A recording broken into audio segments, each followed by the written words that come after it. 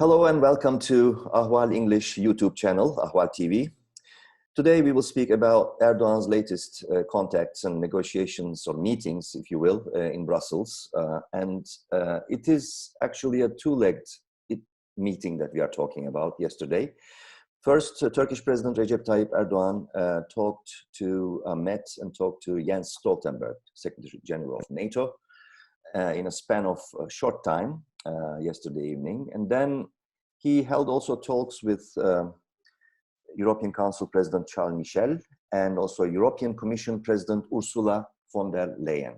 The issue was, of course, the refugee crisis, also the deterioration of the relationship between Turkey and EU due to the huge tension that the refugee buildup at the Turkish-Greek border brought about. And according to Bloomberg, neither side seemed happy with the result of a near 2-hour meeting in Brussels with Erdoğan, leaving without speaking to the media and senior EU officials, warning there was a lot to discuss to be left as they demanded Turkey continue implement their 2016 migrant deal. It seems quite an arms wrestling happening there, unusual this time, because as critics said, there was a lot of appeasement from the EU side to President Erdoğan. So we are now going to discuss this. Joining me from Greece, my colleague Yanis Koutsomitis, editor of Kappa News. Yanis has the detailed, in-depth information about what really took place and what to expect now from these talks, especially with the EU leaders. Okay, the floor is yours, Yanis.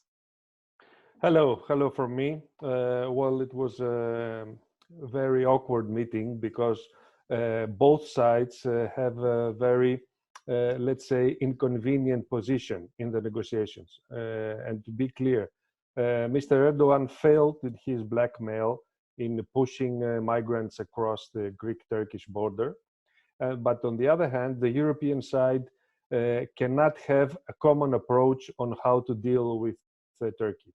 There are different opinions within the European Union on how far to reach to the Turkish side regarding the financial contributions for the migration issue, and also on the political side, how far to reach to the demands of the Turkish government regarding the uplifting of the trade union, the visa liberalization, and also the support of the Turkish plans for new settlements in northern Syria to relocate Syrian refugees. So both sides are in a difficult situation because my understanding is that Mr. Erdoğan needs to present some credible or presentable proposal or solution to his Turkish public. On the other hand, the Europeans need to come to a common approach on how to deal with Turkey. And both sides need to talk further, and there'll be some wrangling, wrestling, and also a war of words. I don't know if there will be a continuation of the undeclared war in the Greek-Turkish border, but it will be a few weeks of difficult negotiations. And we should bear in mind that European Union is in a very, let's say, inconvenient position because also there is no budget in place for the coming years in the European Union.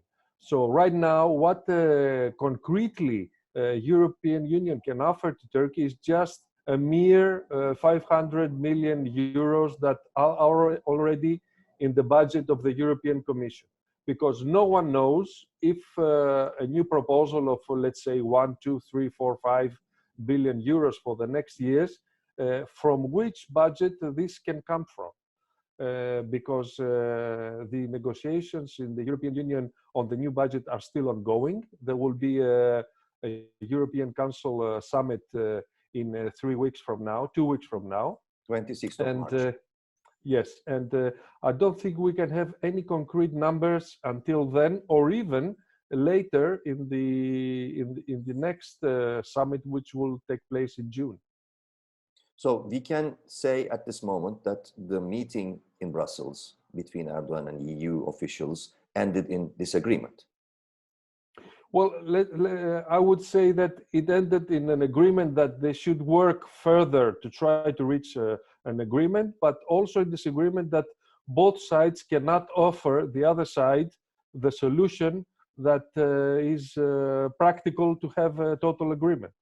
Because also Turkey is not in a position to push the request for the visa liberalization, because there's much hostility now in the European Parliament and also among national parliaments around Europe to have this very sensitive issue solved between European Union and Turkey.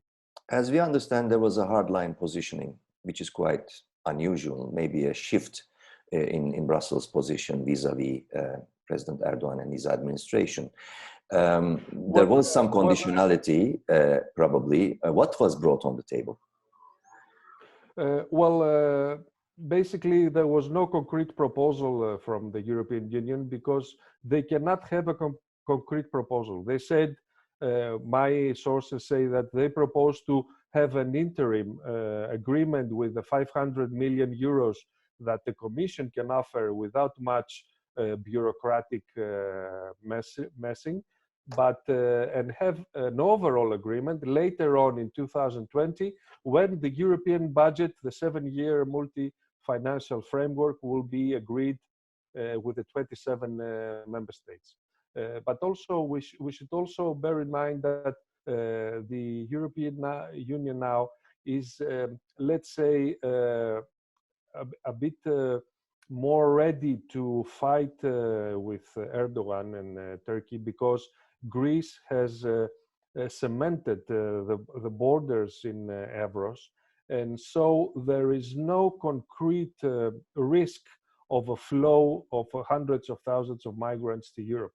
So there is no imminent risk for European Union right now for a migration flow. And we should also bear in mind that right now what is bothering the European leaders is not the Turkish migration issue, but the coronavirus issue. Today, in the afternoon, there will be an extraordinary teleconference summit between the 27 leaders and trying to find solutions for a coronavirus issue. So many of the countries of the European Union will have increased demands in their budgets for for coping with the coronavirus crisis. So adding on top of that additional money for Turkey for the migration issue would be an additional burden for their fiscal efforts.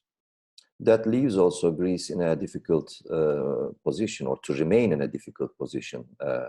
This deadlock, let's say. Yes, exactly, because I don't see any end of the tensions in the borders for the coming, let's say, weeks or months. On the other hand, I think Mr. Erdogan knows that if he increases the pressure and he insists on this kind of tensions, there is no way that some governments will agree to more funding. So I don't think it's a situation where Mr. Erdogan can increase the pressure and know that he can get more or get sooner something from the European Union. Finally, still, the question remains what to expect about the refugees piled up now at the Turkish-Greek border and also awaiting at the Turkish side of the Aegean.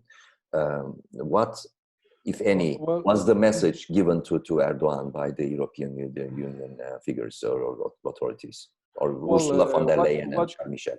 Yes, what is interesting is that Ms. von der Leyen will be visiting Greece within this week, and there will be a program to relocate minors from the Greek islands and the Greek mainland to Germany and other European countries. More than 1,000, up to 1,500 minors will be relocated. I think a practical solution would be to set up some temporary registration offices on the Turkish side of the borders and have refugee applicants register there and have them directly relocated to European countries from the Turkish side of the border. If they qualify. if they qualify, of course. And also, we should bear in mind that the vast majority of the people on the border are not Syrians. They are mostly Afghans and Pakistanis. And there should be a solution regarding the Afghanis that are residing now in Turkey, because there are many thousands of Afghanis in Turkey and also Pakistanis, and Turkey cannot hold them for many years there. Despite the political issue of the Syrian refugees, which is a terrible issue, there has to be also a solution about the thousands of Pakistanis and Afghanis that are residing now in Turkey. Is there an overall expectation that Erdoğan pull out or pull back the piled up, built up refugee groups from the border in the wake of this meeting yesterday? I think we're already in a war of attrition regarding this issue. There will be back and forth, I think, in the next weeks regarding how the talks between Mr. Çavuşoğlu and Mr. Borrell will progress. We have seen in the past that Mr. Erdogan sees this as a tool of how to gain momentum in the talks. But regarding how the things went in the last 12 days, I don't think there is room for additional pressure on the Greek side of the border. I think that effort failed because of the Greek very harsh response to that. And Mr. Erdogan's only other, let's say, escape route is to try and find an interim solution with the European Union in order to present it to the Turkish public and also to offload some of the migration pressure within Turkey. Mm-hmm. Yanis Koutsoumidis, editor of Kappa News based in Athens. Thank you for this conversation. Thank you for having me.